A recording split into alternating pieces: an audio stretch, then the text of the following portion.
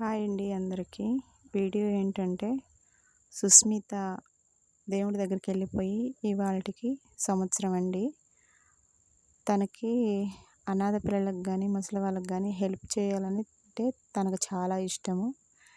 అందుకని ఇవాళ నేనైతే అన్నదానం అయితే చేస్తున్నానండి. అనాథాశ్రమంలో చేస్తున్నాను. ఇంకా బయట కూడా చేశాను. బయట చేసింది అయితే వీడియో తీయలేదు. నేను అనాథాశ్రమంలో చేసింది మాత్రమే వీడియో తీశాను. తను యూట్యూబ్ ఛానల్ పెట్టింది కూడా ఇలాంటి వాళ్ళకి హెల్ప్ చేయాలన్న దాని గురించి పెట్టింది. కానీ దేవుడైతే తనని తీసుకెళ్ళిపోయాడు. ఇక్కడ ఉన్న వాళ్ళని చూస్తుంటే నాకైతే చాలా ఏడుపు వచ్చింది. మనము ఎంతో కష్టపడి పిల్లల్ని పెంచి పెద్దవాళ్ళని చేస్తాము. కానీ వాళ్ళు పెద్ద అయ్యేపాటికి చూడండి తల్లిదండ్రులను ఎలా వదిలేశారో.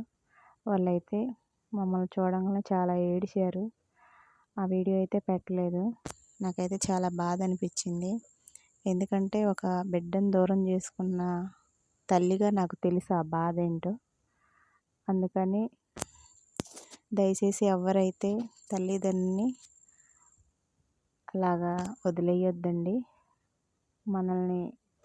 మన పిల్లల్ని మనం ఎలాగా ఎన్ని ఆశలతో పెంచుకుంటున్నామో అలాగే వాళ్ళు కూడా అన్ని ఆశలతోనే పెంచారు మనల్ని. దయచేసి ఎవరు అలాగా తల్లిదండ్రులని అలా అనాథాశ్రమంలో వదిలేయొద్దు. నాకు తెలిసినంత మటుకి నేను చెప్తున్నాను. మనకున్న దాంట్లోనే మనం తినే దాంట్లోనే కొంచెం పెట్టినా కానీ సంతోషంగా ఉంటారు వాళ్ళు. ఇలాంటి పరిస్థితిలో వాళ్ళకి కావాల్సింది ఏంటి? కడుపు నిండా కొంచెం అన్నము. మనం అలా సంతోషం చూడాలి. ప్రతి ఒక్కరు తప్పకుండా ఈ వీడియో చూడండి. అలాగే సుస్మిత ఆత్మ ఎక్కడున్నా కానీ శాంతించాలని మనస్ఫూర్తిగా అందరూ కోరుకోండి. కామెంట్ చేయండి. అదే మీ అందరిని నేను అడిగేది. తనకి ఈ ఛానల్ ఎంత సక్సెస్ అయితే తన ఆత్మ కూడా అంత శాంతించిద్దని నేను అనుకుంటున్నాను. ప్రతి ఒక్కళ్ళు కుదిరినప్పుడు ఇలాగా హెల్ప్ చేయండి. ఇంతకన్నా నేను ఏం చెప్పలేకపోతున్నాను.